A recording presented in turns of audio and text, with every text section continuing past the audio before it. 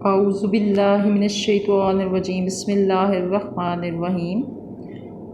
Viewers, आज हम chapter number first जो है हमारा यूनिट 1 उसकी एक्सरसाइज नंबर 1.4 का क्वेश्चन नंबर 4 से स्टार्ट लेंगे। ठीक है, मल्टीप्लाई द फॉलोइंग मैट्रिसेस। आइए हम क्वेश्चन को स्टार्ट करते हैं। और क्वेश्चन स्टार्ट करने से पहले आपसे रिक्वेस्ट है कि मेरे चैनल को सब्सक्राइब कर दें और बेल आइकन को प्रेस कर दें ताकि हर आने वाली न्यू वीडियो के बारे में आपको पता चल सके। व्यूअर्स, क्वेश्चन नंबर 4 है मल्टीप्लाई द फॉलोइंग मैट्रिसेस। जैसा कि आपको पता है कि मैंने पिछले लेक्चर्स में मल्टीप्लिकेशन के बारे में आपको डिटेल्स से मतलब छोटी छोटी चीज़ें भी आपको सारी एक्सप्लेन की हैं, ट्रिक्स बताई हैं कि किस तरीके से आपने जो है वो रूल्स को यूज़ करना है और इस क्वेश्चन को सॉल्व करना है। अगर वो आप ट्रिक्स को यूज़ करेंगे, वो लिखेंगे, तो उससे आपके लिए मल्टीप्लिकेशन में कोई प्रॉब्लम नहीं होगी। ये साइड पे लिखी हुई है मैंने, ठीक है, ये हिंट्स वगैरह जो हैं जिसको आपने यूज़ करना होता है क्वेश्चन में, ये ट्रिक्स ही हैं बेसिकली।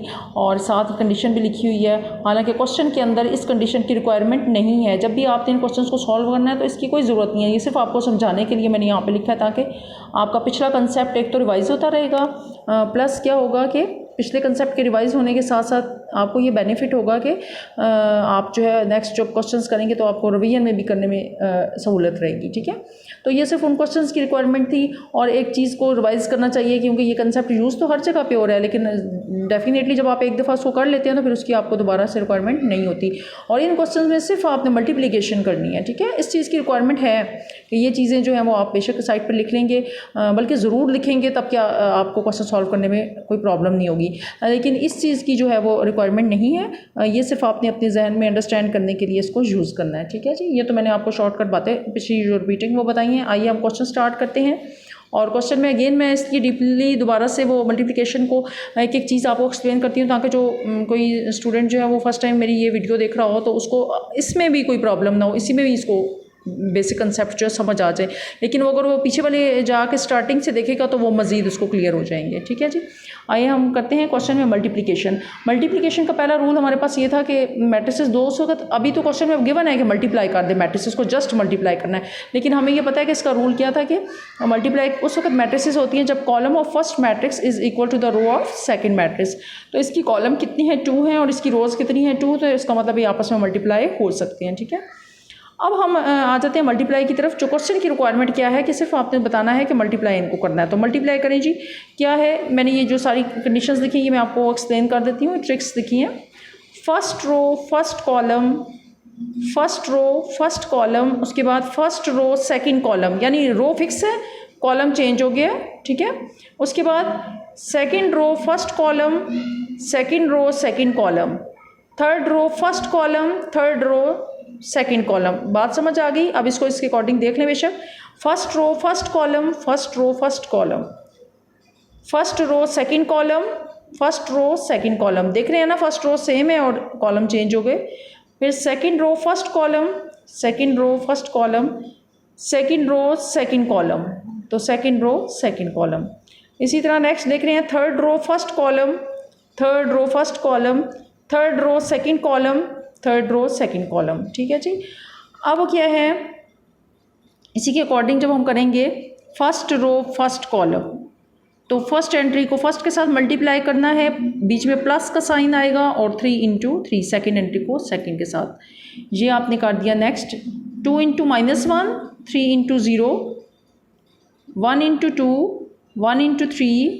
ठीक है जी, फिर 1 into -1, 1 into 0, 1 into -1 plus 1 into 0, 0 into 2, -2 into 3, बीच में प्लस का साइन, फिर 0 इंटू -1 प्लस -2 इंटू 0।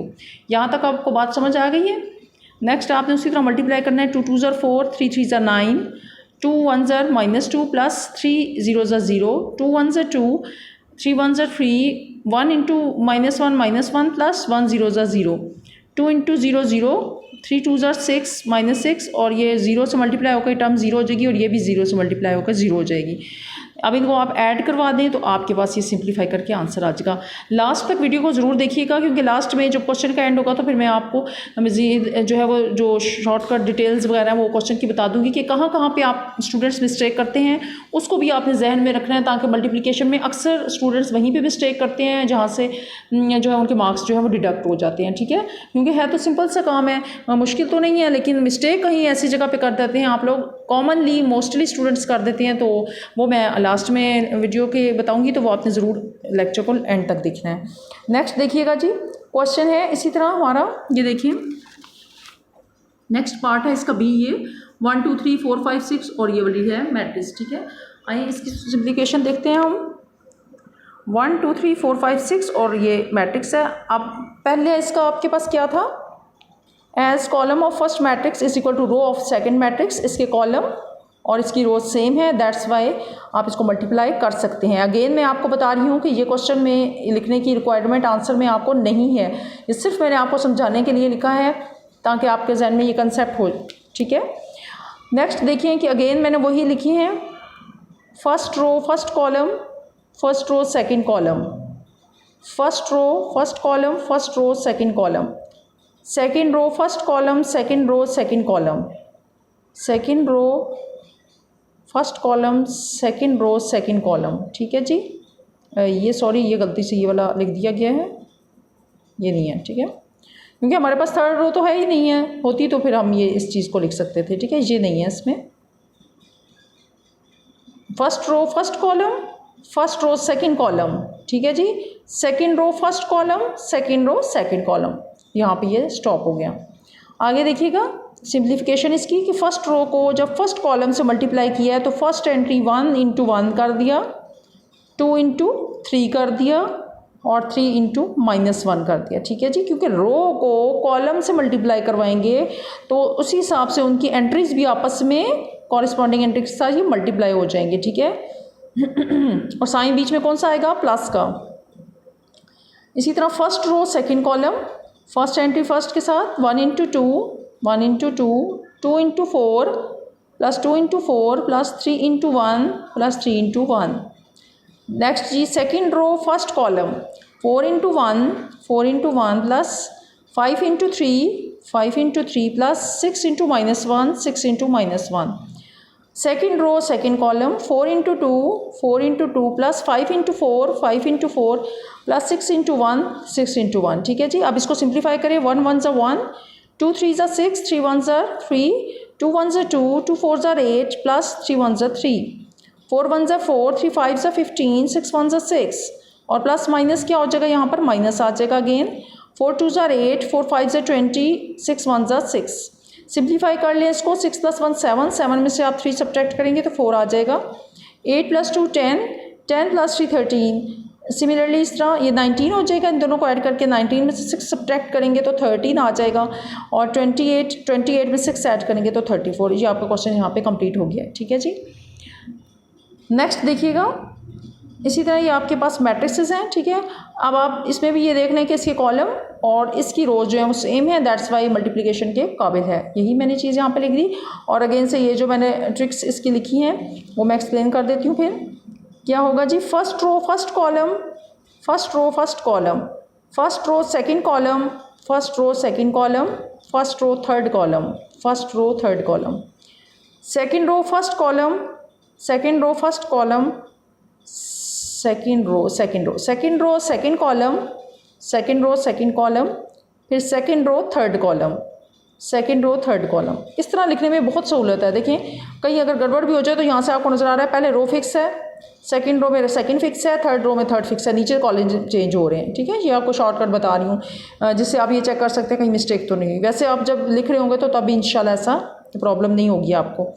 अब क्या है, third row first column, third row first column, third row second column, third row second column, third row third column, third row third column. ठीक है जी, अब आप इसके अकॉर्डिंग जो है वो एंट्रीज डाल लें। First row first column 1 into 1 plus 2 into 4। ठीक है, 1 इंटू, अब first row second column 1 into 2 plus 2 into 5, 1 into 2 plus 2 into 5। Next first row third column 1 into 3 plus 2 into 6, 1 into 3 plus 2 into 6। Next देखिएगा second row first column 3 into 1 plus 4 into 4, 3 into 1 plus 4 into 4। Second row second column 3 into 2 plus 4 into 5, 3 into 2 plus 4 into 5। Third second row third column 3 into 3 plus 4 into 6, ठीक है जी, 3 into 3 plus 4 into 6। Last में आ जाए third row first column -1 into 1 plus 1 into 4। फिर third row second column -1 into 2 1 into 5। Third row third column -1 into 3 1 into 6, ठीक है जी। ये आपने सारी एंट्रीज डाल दी।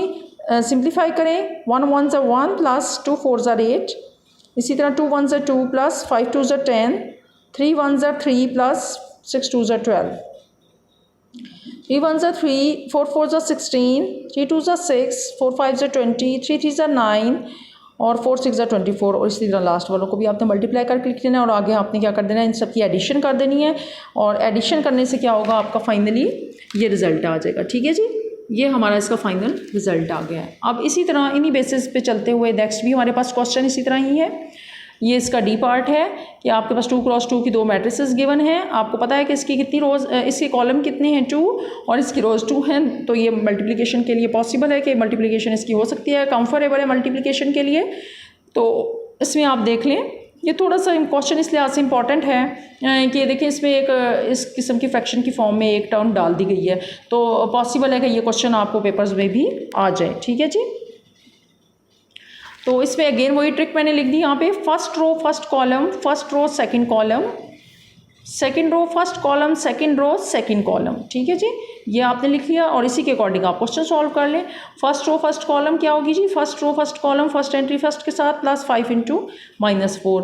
इसी तरह फर्स्ट रो सेकंड कॉलम के साथ 8 इंटू दिस वन और 5। इससे आपने कंफ्यूज नहीं होना, ये आपस में मल्टीप्लाई हो रहे हैं, 8 इंटू -5/2। अब देखिए आप और बाकी भी आपने एंट्रीज ऐसे ही एंटर कर देनी है, ठीक है। चलिए मैं एक्सप्लेन कर देती हूँ, वैसे कोई प्रॉब्लम नहीं होगी आपको इसमें। Second row first column 6 into 2 plus 4 into -4 देख रहे हैं आप। फिर second row second column 6 into -5/2 और 4 इंटू 4। यहाँ तक बात समझ आ गई। इससे नेक्स्ट स्टेप में आपने क्या किया, 2 6 ज़ा 16, सॉरी 2 8 ज़ा 16 और 5 4 ज़ा 20, ठीक है। बीच में सब्ट्रैक्शन का साइन आ गया। ये जो चीज़ है ये मैंने सिंप्लीफाई करके रखी है, ये मैं आपको यहाँ पर अलहदा से बेशक आप चाहें तो मैं सिंप्लीफाई कर देती हूँ, ठीक है जी। ये क्या है, 8 मल्टीप्लाई बाय, या यूँ लिख लें -5/2। अब ये आपस में दोनों मल्टीप्लाई हो रहे हैं ना, तो आप कर दें 2 4 ज़र क्या हो जाएगा जी 8 हो जाएगा और 4 5 ज़र क्या आ जाएगा 20 और ये वाला माइनस एज इट इज़, ठीक है। तो ये चीज़ मैंने -20 यहाँ पर लिख दी। इसी तरह प्लस 5 4 ज़ा 20 आ जाएगा और नीचे 6 2 ज़ा 12, 4 4 ज़ा 16। ये भी 6 इंटू -5/2 में आप क्या करेंगे, ये भी मैं आपको यहीं पे एक्सप्लेन कर देती हूँ। 6 इंटू -5/2, इसका अंडरस्टूड मतलब है कि आपस में मल्टीप्लाई हो रहा है, कोई ज़रूरी नहीं है कि बीच में मल्टीप्लाई का साइन डालें। 2 1 ज़ा 2, 2 3 ज़ा 6, 3 इंटू 5 क्या हो जाएगा जी 15 -15, 3 5 ज़ा 15, ये -15 आपके पास आ गया, ठीक है। प्लस 4 4 ज़ा 16 एज इट इज़। आगे आपने सिंप्लीफाई करना है, 16 में से 20 निकाले -4, इन दोनों में ऐड किया तो 0 आ जाएगा। 12 में से 16 निकाला -4 और टर्म हमेशा बड़ी टर्म के साथ जो साइन होता है माइनस वो आएगा, ठीक है। जो बड़ी टर्म के साथ साइन होता है हमेशा सब्ट्रैक्शन करें उसके बाद वही साइन आएगा।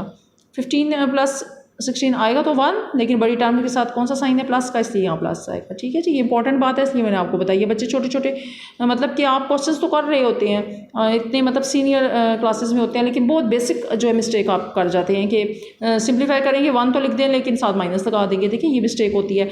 आपको ये पता होना चाहिए कि माइनस जो है वो बड़ी टर्म के साथ अगर माइनस होगा तो आपने यहाँ पर माइनस लगाना है। अंडरस्टैंड। अब ये हमारा है सी पार्ट, ठीक है जी। क्वेश्चन नंबर 4 का ये सी पार्ट है। इसी तरह आपके पास अगेन 2 मैट्रिसेस गिवन है और आपने इनको सिंपली मल्टीप्लाई करें। देखिए इसमें मैंने यहाँ पे वो कंडीशन नहीं लिखी क्योंकि ये मैं बार बार रिपीट सिर्फ आपकी रिवीजन करने के लिए, आपके जहन में कंसेप्ट को स्ट्रॉन्ग करने के लिए ये चीज़ मैं बार बार एक्सप्लेन करती रही हूँ हर क्वेश्चन में। हालांकि इसकी रिक्वायरमेंट नहीं है, इसकी रिक्वायरमेंट उसी वक्त उसी क्वेश्चन में है जहाँ पर उसने पूछा हुआ है कि आप उसने मैट्रिसेस दिए और पूछ लिया है कि क्या ये मल्टीप्लिकेशन के लिए पॉसिबल है, तो तब आपने ये चीज़ लिखनी है, ठीक है। सिर्फ आपको कंसेप्ट स्ट्रॉन्ग करना है क्योंकि बेसिकली मल्टीप्लिकेशन में तो यही 2 चीज़ें चल रही हैं। एक ट्रिक आपको ये आनी चाहिए एक आपको एक पता होना चाहिए कि क्या मैट्रिक्स मल्टीप्लाई हो सकती हैं या नहीं। तो इन दोनों को बार बार रिपीट करने का मेरा जो है वो टास्क यही है मेरी, मतलब उसमें क्या कहते हैं उसको, कि मेरा मकसद ही यही है इसमें कि आपको ये बार बार रिपीट होने से आपके जहन में पुख्ता हो जाए। किसी भी जगह पे अगर आपको समझ नहीं आती तो रिपीट होने से, लेक्चर को बार बार जो है वो क्वेश्चन में रिपीट होने से वो आपका कंसेप्ट क्लियर हो जाए। ठीक है जी। अब आप इसमें देख लें, first row first column, first row first column, first row second column, first row second column, second row first column, second row first column, फिर second row second column, second row second column. एक दफ़ा आपने first row को fix कर दिया, column दोनों change हुए, ठीक है इसमें। फिर उसके बाद सेकंड रो को फिक्स किया और कॉलम चेंज हुए। ये देख रहे हैं ना, फर्स्ट रो एक दफ़ा फिक्स है, एक दफ़ा सेकंड रो फिक्स है और नीचे कॉलम चेंज हो रहे हैं। ठीक है, इसको लिखने का ही तरीका का इसके मार्क्स नहीं आपको मिलेंगे। आप ये मत समझिएगा कि आप लिखेंगे नहीं तो आपको मार्क्स नहीं मिलेंगे, ऐसा कुछ नहीं है। ठीक है, ये सिर्फ आपने अपने आसानी के लिए, अपनी जो है वो क्वेश्चन को सॉल्व करने के लिए उसमें सहूलत जो है वो आपको मिल जाएगी कि आपने जब ये चीज़ लिखी होगी तो आपको मिस्टेक करने का कोई चांस नहीं होगा। ठीक है, आपको जो है वो 100% परफेक्शन होगी क्वेश्चन में। तो अब आप देख लें, फर्स्ट रो फर्स्ट कॉलम है तो -1 into zero plus 2 into zero. फिर first row second column -1 into zero plus 2 into zero. ठीक है, second row first column, second row first column 1 into zero plus 3 into zero. Second row second column 1 into zero plus 3 into zero. ठीक है जी। Next आपने multiply किया, आप zero किसी भी number से मल्टीप्लाई होगा तो डेफिनेटली आंसर जीरो आ जाएगा, प्लस जीरो आ जाएगा। 0 1 सा 0 प्लस 2 0 सा 0, 0 1 सा 0 प्लस 0 3 सा 0, 1 0 सा 0 प्लस 3 0 सा 0। तो आपके पास एक नल मैट्रिक्स बन गई है। ठीक है, अब स्टूडेंट्स ये हमारा क्वेश्चन आज 4 कंप्लीट हो गया है। आज का हमने ये टास्क कंप्लीट कर लिया है। अब लास्ट में वीडियो के मैं आपको थोड़ा सा ये एक्सप्लेन कर दूं कि मिस्टेक स्टूडेंट कहाँ पे करते हैं। स्टूडेंट्स आप लोग मिस्टेक्स यहाँ पे करते हैं कि जब आप इस रो को इस कॉलम से मल्टीप्लाई कर रहे हैं ना, फर्स्ट रो को फर्स्ट कॉलम से करें तो आप -1 को 0 से मल्टीप्लाई करते हैं और 2 को अक्सर स्टूडेंट्स जो है वो 2 से मल्टीप्लाई कर देते हैं। ये बहुत बड़ी मिस्टेक है और मल्टीप्लिकेशन में अक्सर ये मिस्टेक होती है स्टूडेंट से। इसकी भी वजह है कि ये क्यों होती है ना, मैं आपको ये बताती हूँ। लेकिन अभी आप ये अंडरस्टैंड कर लें कि जब आप मल्टीप्लाई रो को कॉलम से कर रहे हैं तो फर्स्ट रो नंबर को फर्स्ट एंट्री के साथ और सेकंड को इसके साथ आपने मल्टीप्लाई करना है। अंडरस्टैंड, मल्टीप्लिकेशन में ये बात आपने बहुत अच्छे तरीके से अंडरस्टैंड कर लें। यहाँ पे बार बार स्टूडेंट मिस्टेक करते हैं। ठीक है जी। और अब ये मिस्टेक क्यों स्टूडेंट करते हैं, इसलिए जब आप लोग दो मैट्रिक्स को ऐड करते हैं, एडिशन कर रहे होते हैं, तो आपने जाहिर है उसकी कॉरस्पॉन्डिंग एंट्री में उसको ऐड करना है ना। -1 को 0 में उस वक्त ऐड करते हैं, 2 को 0 में, तो वो एक बच्चों के जहन में एक वो मतलब कि स्ट्रॉन्ग हो चुकी होती है एडिशन में, तो वो उठाकर मल्टीप्लिकेशन में भी ऐसा काम कर जाते हैं। ठीक है, वो ड्रिल होती रहती है ज़ाहिर है क्वेश्चन की बार बार, तो उनके जहन में पुख्ता हो जाती है क्योंकि एडिशन के बाद मल्टीप्लिकेशन आ रही है, तो यहाँ पे बच्चे अक्सर मिस्टेक कर जाते हैं। तो आपने इस चीज़ का ध्यान रखना है कि जब आपने इस एंट्री को इससे करना है तो चूंकि आप कॉलम से मल्टीप्लाई कर रहे हैं तो उसकी सेकंड एंट्री आपकी इसके साथ बनती है। ये इंपॉर्टेंट बात थी जो मैंने आपको बताया था कि आपने वीडियो के एंड में ज़रूर सुननी है और ये आपके लिए बहुत इंपॉर्टेंट है इस चैप्टर पूरे के लिए। इस बात को अपने जहन नशीन कर लें ताकि आपके क्वेश्चन में मज़ीद कोई प्रॉब्लम ना हो। स्टूडेंट्स, आई होप कि आपको ये लेक्चर बहुत अच्छा समझ आया होगा। आपने कोई कमेंट्स नहीं दिए, मैंने आपको अपने जो स्टार्टिंग में लेक्चर से उसमें कहा था कि आप प्लीज़ कमेंट्स दें ताकि मुझे पता चले कि आपको मेरा लेक्चर समझ आ रहा है। अगर आपको कोई प्रॉब्लम हो रही है या उसको देखने में, समझने में या राइटिंग में या समथिंग कुछ भी जो है वो कहीं प्रॉब्लम है तो प्लीज़ आप कमेंट्स में प्लीज़ ज़रूर बताएं ताकि मैं उसको इम्प्रूव कर सकूं और लेक्चर को मज़ीद आपके लेवल पर यानी आपकी रिक्वायरमेंट के मुताबिक उसको जो है वो एडजस्ट कर सकूं। तो आई होप कि आपको मेरी बात समझ आ गई होगी। और अगेन आपसे ये रिक्वेस्ट है कि प्लीज़ सब्सक्राइब करें मेरे चैनल को ताकि इससे मुझे भी बेनिफिट हो और मज़ीद इम्प्रूवमेंट भी मैं इंशाल्लाह लेकर आऊँगी अपने लेक्चर में। और आप अपने कमेंट्स में मुझे बताएं कि इसको मज़ीद कैसे इम्प्रूव करना चाहिए जिससे आप लोगों के लिए भी सहूलत हो और प्लस मेरे भी जो लेक्चर्स हैं वो बहुत अच्छे तरीके से जो हैं वो उस पर व्यूज़ आने लग जाएँ। ठीक है, तो अगेन आपसे रिक्वेस्ट है कि मेरे चैनल ज़रूर सब्सक्राइब कीजिएगा। Thank you. ओके, अल्लाह हाफ़िज़।